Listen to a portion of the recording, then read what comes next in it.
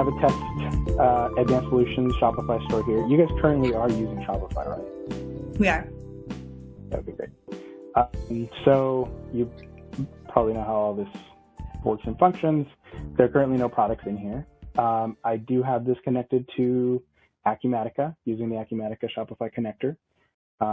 Here is how you click test connection, and it verifies we're good to go. We have a couple of different fields in here that we're able to decide whether we want to activate and use, such as customers as an example. Do we want to send customers over? Do we want to create them in Acumatica, export them to Shopify? Do we want to allow customers to create accounts in Shopify and in turn create an account in Acumatica when an order imports? So you have the option of, do you want it to be export only, import only, export bidirectional, so you can create accounts in both environments. A lot of the modules have that functionality, except for, as an example, shipments. Shipments only exports from Acumatica to Shopify, just because when you create a sales order, when an order gets created on Shopify, it imports into Acumatica. The sales order then becomes a shipment, so you can pick, pack, and ship it. And once that's completed, you export the shipment to Shopify. That's what closes it out and notifies Shopify that this order has been completed, and it would export your tracking number for you. And then with that, we have a couple of different ways where we can decide on how you want, when your product's inventory first gets exported to Shopify, do you want it to be immediately visible? Do you want it to be invisible in case you want to maybe make some updates on the Shopify side? Do you want to track inventory? Do you not want to track inventory? Those types of things. These are defaults, which you can set at the store settings. So by default, every item would function this way. Or you can change certain items to have different characteristics so that it'll override whatever is available in here. And give me 1 second. My internet guy is calling me, so let me put you on mute really quick.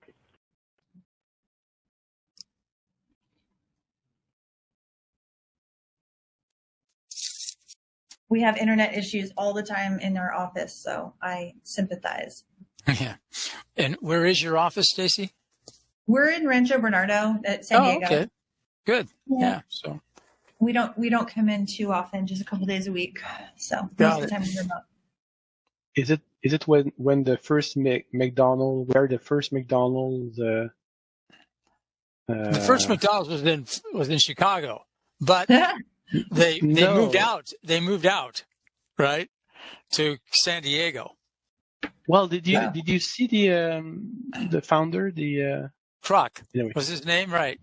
Yeah. The movie. Anyway. Okay, I'm back. Sorry. I heard you guys talking about McDonald's. I actually live 2 blocks away from the oldest operating McDonald's, which is in Downey, California. I'll be danged. Oh, Downey. My grandma, I used to spend a lot of time in Downey. My grandma used to live there. Oh, really? Oh, that's cool. Yeah. That's a small world. Where are you now? I'm in San Diego now. I've been down here for 12 years, 14 years, long time. Nice. But I grew up in Burbank area, all over the valley up there. Oh, very cool. All right. Well, my internet is up and running. The cable guy just left, so no more interruptions. No worries. We understand. Thank you. Appreciate it. So I was covering how you have different functionality that you can set as a default for all the items, but at the specific stock item level, you have the ability to change. Some of them you may want to be invisible right when you export it. Some of them you may want them to be visible. So that is a very cool function that you have access to with the connector. Order settings, you can set up a specific order type so that you can have those be, so you can differentiate orders that come from the website from Shopify specifically, as opposed to another channel where if we connected like an Amazon, you can have a specific order type for that. Orders that are entered directly into Acumatica can have a different order type, so you can filter through them and see where sales are coming from. Maybe there's different departments that would handle Shopify stores as opposed to Amazon orders, or orders that are entered directly into the system as opposed to Shopify. So you have the ability to decide on an order type for each one of those to be able to differentiate it and make it easier for yourself. And so really quickly, I'm going to show you how we would go about exporting data, and I'm going to be using this store, which currently doesn't have any items. All you would have to do is in here, currently I have all of these available to sync from Acumatica to Shopify. So if I click here and I hit prepare, that will allow me to, it's basically going through the system, checking all of the stock items and seeing what has been updated so that I can prepare it and have it sync over to the website. So it took about 2 seconds. There's only about 180 items in this store. It's actually about 200. These are the 38 lingering items are actually part of a matrix item. Those get synced over separately. Those have to be synced over in what's called a template item, which basically is like creates one web page on the site, which allows for the variant options to be displayed. But those have to be set up differently in Acumatica. So in turn, they're separated in this. But I have 180 items that I'm currently have access to exporting from Acumatica to Shopify. So I'm going to export one of these. And when you, here the process data screen, you have the option of processing all of them. So you can hit process all, sync them all over. It's 180 items. It wouldn't take that long, but I'm going to do them one at a time. And I'm actually going to go to another screen, which is a part of the Commerce connector. It's called Sync History.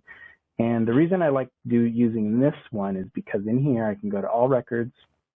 I can choose, I can do syncing of different things from here. So I'm going to go and hit stock items, and I'm going to find my Acer laptop, and I can just click on this here.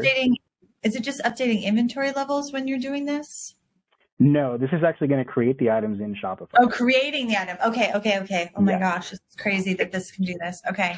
Yeah, so that's the really nice thing about the connector is that you only have to do things in one place. So the ideal workflow would be that you create items in Acumatica, so it'll have the backbone details that you require. And I'll pull up this so you can take a look at it. Where's my pop-up? Here it is. So this is what the stock item screen looks like. Here's where your price would be as an example. Attributes or additional fields that you can have, that you can add, that maybe something unique that makes it easier for you to identify some items as opposed to other items. We Excuse also me, have... Freddie. Excuse me, Freddie. The attributes, as an example, could be products for children's 2+, 3 to 9, or 10+, as an example. Right? Because I see in your website, you differentiate that way, right? So you could create, as a user-defined field, an attribute in Acumatica, and then you could use the filtering logic to manage your business based upon that differentiation of 2+, 3 to 9, and 10+, as an example. All right? Okay. Thanks, Fred. Yep, no worries. And anything that we add to the attributes, we should be able to export from Acumatica to Shopify as well. So if something doesn't exist in the stock item screen out of the box, we can add it as an attribute and map that over there.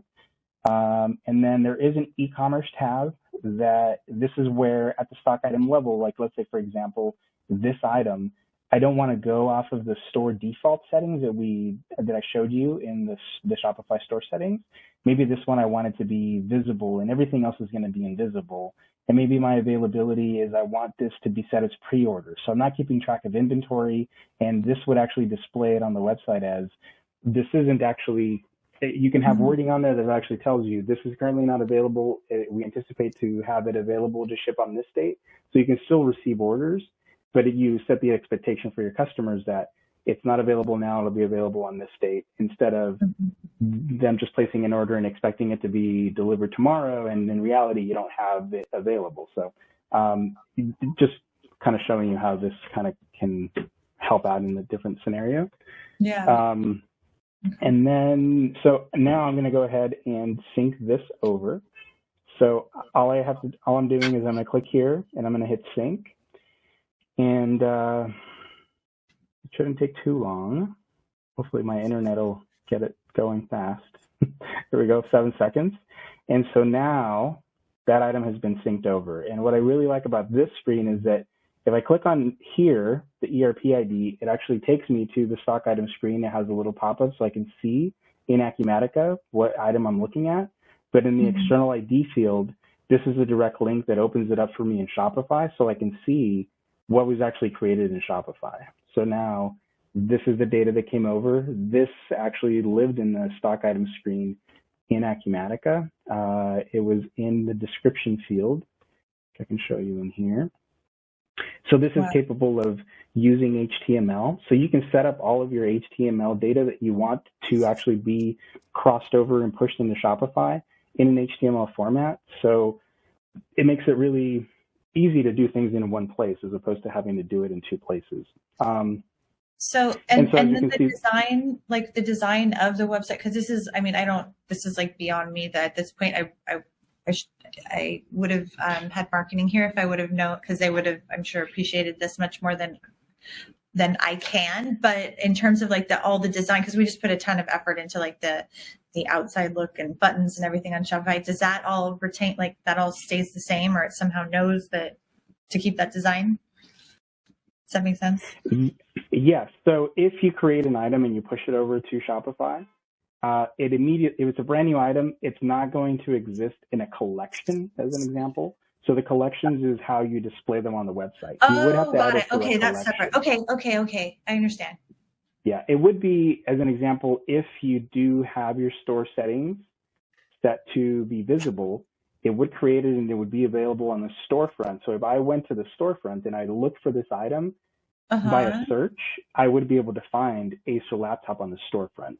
Got it. So you just set it up differently on the back end. Okay. Correct. There is a way, however, to trigger it so that it will become a part of a collection. So in Shopify, they use something called tags. So this one has a tag of laptop and computer.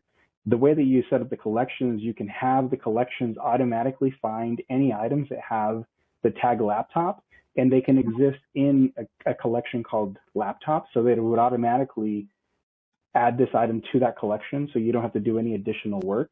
And this laptop and computer tag can live in Acumatica as well if it's something that you do choose to facilitate and use there. And so the other thing I wanted to do really quick is I wanted to prepare my images. I can sync over the images because this particular item does have images in Acumatica. So I'm going to hit prepare, and right now it's going to search through Acumatica, look at all the stock items that I have, and all of them that have images. Took about 5 seconds, and it found that I have, oh, actually, it doesn't show any items with images. Strange. But that's so cool that wow. Yeah, I mean, it takes all the base information in the ERP and all the base information in Shopify and does a 100% sync between the two. And then, as you mentioned, you've just spent a lot of money on the customer facing, the experience the customer has when they get into Shopify, the color scheme, the layout of the screens, that type of thing. That's not impacted by us at all. Right. Because we're updating the core data, right? This is the item. This is its name. This is its description. Right. This is its price, blah, blah. So I could just push this out to marketing and then they take it from there. This is so cool. Yeah. Okay. So what we suggest is think of your business flow of introducing a new product. All the things you go through when you introduce a new product. And a ton of them will be, as Freddie mentioned, we're prejudiced, but start off in the accounting, in the ERP system. Start off in Acumatica, right? Because that's the name, the price, how you buy it, blah, blah. And then propagate that into Shopify and then do the finishing touches there. Okay. So, and then I assume there's an Amazon link too, right? Can my Amazon FBA and sales flow in as well? So do you do FBA or FBM with Amazon? We do both, but primarily FBA. Okay, so we have an integration for FBA that has been introduced into the market and will be ready for available for the entire market in 2 months. It's in about 12 different companies right now, getting ironed out, et cetera. And of course, with FBA, you've got like 7 or 8 different settings, and they charge you if they gift wrapped it, blah blah. And so all of that is 100% integrated with Acumatica. It's pretty cool. Okay, it's pretty cool. That's great. We've been working on it for a year. Cool. So, and Jim, did you talk about the what's it called, PSR? Not yet. We do have an add-on that I'll mention in a moment, but so far we're sticking with vanilla Acumatica, so to speak, right?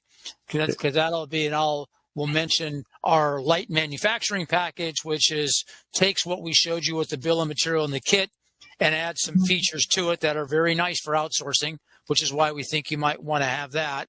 And then let's finish up on this, and then I'll show you one other thing that we have. Okay. Yeah. Okay. Sounds good. So, Freddie, sorry. Was there anything else you wanted?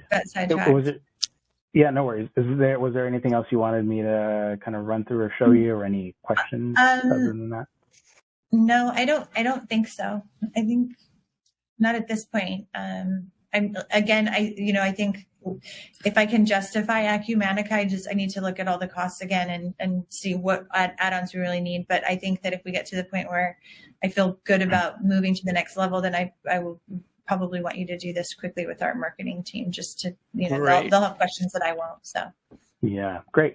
The only other thing I wanted to point out is all of these entities that are available to sync, we can set on an automation schedule as well, so you don't manually have to sit there and sales orders as an example. Okay. We can have it running on a schedule where every minute it's checking Shopify, looking for new orders, importing them into Acumatica automatically. It'll import as a sales order in Acumatica. And we can have the same functionality for shipments, so that when you complete the orders in Acumatica, it's been picked, packed, and shipped. It can export that back to Shopify, mark it as completed, send over the tracking number.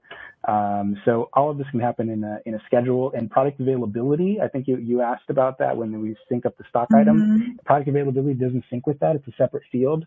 Product availability is how you would sync up your stock levels, so that Acumatica ideally would be the source of truth, so that you keep track of all of your inventory here. By syncing over the product availability, it would let Shopify know this is what we have in stock now. And basically, it's more so a touch point in the very beginning of when you turn it on, because as you create an order gets created in Shopify, your inventory is going to go down by 1. It's going to import into Acumatica. Your inventory is going to go down by 1.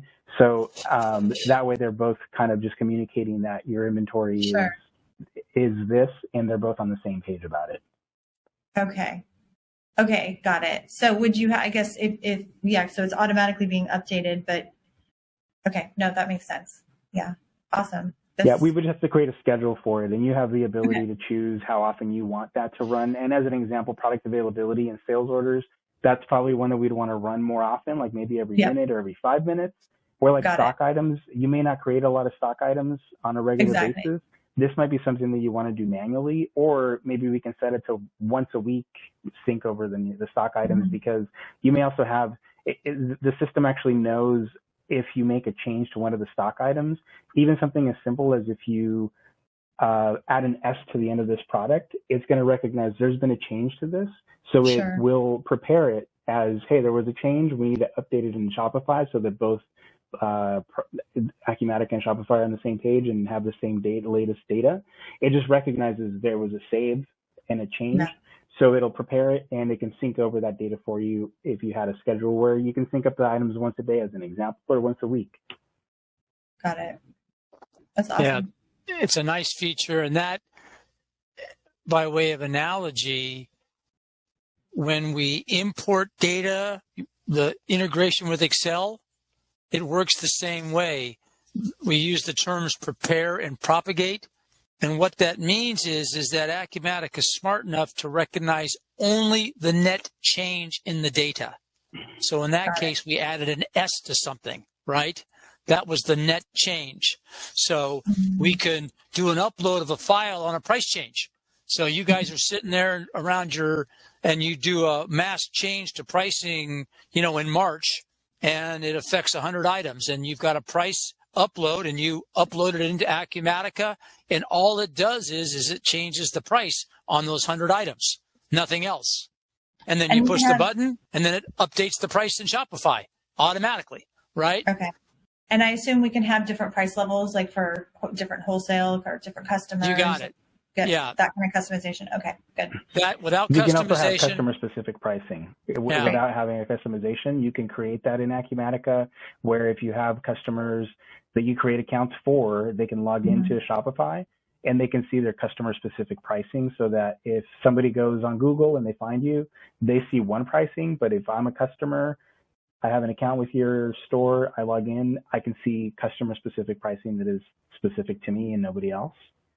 Okay. And you can control all of that in Acumatica and sync it over and have it work in conjunction. So you've got those features like that, Stacy, are throughout Acumatica, right? Filtering logic, in this case, table logic, so that you can have different pricing for different customers. When we get into accounting, you've got different valuation methods, and speaks back to that initial thing. It's friendly and feature rich. Right? That theme, obviously I'm doing some selling, but that theme propagates throughout Acumatica. So do we have 5 more minutes of your time? Not really. We're way past already. So, and I've got another meeting and I've got another meeting at 3 and I need to get some stuff done. Do we have 2 minutes? 1 minute? Okay. Yeah. All right. I'll show you, let's see, 1 minute. So I'll show you three things that are further. So now we talked about add-ons. So one thing that your accounting department will like is when you take orders on your website, you might take them through Amazon, or they get paid by PayPal, or they get paid by credit card. So it's very time-consuming to match those orders in your accounting system with the deposits that are associated with those merchant types in the bank. Because you might on Monday take 500 orders on Amazon for $8,223, and that's 312 orders in the system. And for credit card, maybe it's $16,212 and it's 835 orders.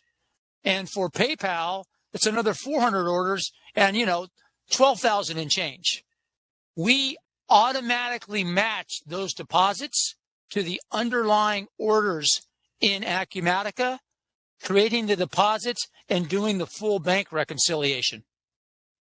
This is a very, very tedious task. We also do this for Amazon, because Amazon with FBA or FBM, they're going to give you a deposit that here's $18,212.14. Well, what's that for? And it's for literally hundreds of orders. Well, how do you deduct the fees and associate that with the orders? And our system, and it does it automatically? Yes, automatically to about 98%. And we've got customers that are like $100 million retailers that have literally 20,000 orders a day doing this right now. So it's a very, very powerful tool. So that's one thing that we have. Another thing that we have is we have a forecasting tool that not only did we show you what Eric showed you, but we have statistical forecasting like linear regression and moving average. So if you want to get more sophisticated as you grow, we can move into more sophisticated computer statistics to forecast your demand. And that can be based on your work orders, which is the final thing I'll show you. And this is the light assembly and manufacturing. We have the ability to generate a work order, which will generate your material requirements plan. So you can generate your forecast of N number of finished goods that you're going to have manufactured at your contract manufacturer that consume the same raw materials. And you can aggregate all of the finished good items, and it will separate all the finished goods and generate requirement replenishment plans for the individual components as well as the finished good. Okay, got it. So that's what light manufacturing does, one of the things that it does. And then as you generate the work order and generate your master production schedule, it will generate the POs that go to your contract manufacturers, and then it will consume the on-hand inventory that you're giving them. Yeah. So then that will, in terms of their cost, you'll get charged for their formulation and assembly services, but not for the raw material, because you're going to consume that because you own that, right? So it's smart enough to do that. So got it. Okay. We can demonstrate that to you later. Hopefully, well, yeah, it's not. I mean, I've worked with programs like this before, and they're beautiful and wonderful. We don't have a need for them now, but I do very much hope that a year or two down the line we do. So yeah, well, it's all there, and it all gets added we're on. We're a startup, so we're trying to grow. There you go. Yeah. All right. So what should our next step be? Awesome. You need a quote or something like that, or yes, what should I do? I need a quote. I would say just the basic. I need the currency conversion with the. I don't know if I assume that's an add-on. That's an extra module. Yeah. Yeah. So the companies are. We have we have one in Israel, U.S. I have manufacturers in New Zealand. So, and EU. So. All right. And then how many users do you have? Usually like doing accounting, a couple and purchasing, that kind of stuff? No, I mean, we're small. Let's say 8 for now. 8. Let's say 8. Okay. Got it. And how many, last question, how many orders do you do a month? That's a harder question because we're literally a startup. I'd have to look. I mean, not very many. I'd have to look on that one. So right now it's like in the hundreds. Is that fair? Yeah. All right, great. Thank you so very, very much. I'll get that off to you. Thank you so much. That was awesome. Yeah, Eric, Freddie, great jobs, man. And Stacy, thank you so very much. Thank you. All right. Thank you. Stacy. Talk to you soon. Bye. Ciao. Bye-bye.